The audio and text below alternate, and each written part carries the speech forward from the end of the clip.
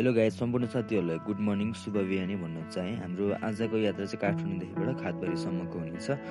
हाम्रो जुन ब्लगलाई चाहिँ फुल हेरिदिनु होला है त। सो हाम्रो गाडी चाहिँ अब बस पार्कबाट चाहिँ निस्किन थालिसकेको छ।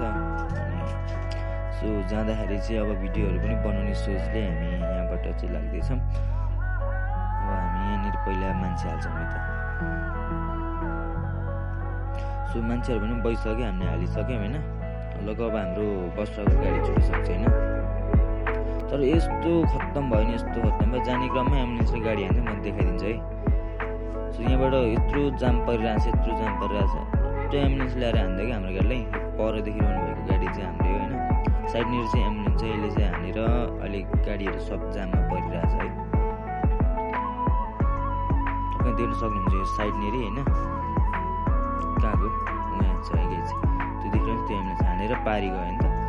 सो केही छैन, हामीले एम्बुलेन्सले हुन्छ अब बिरामी सिरामी लिएर गएको होला होइन। सो एकचोटिले चाहिँ माफ दिएँ थोरै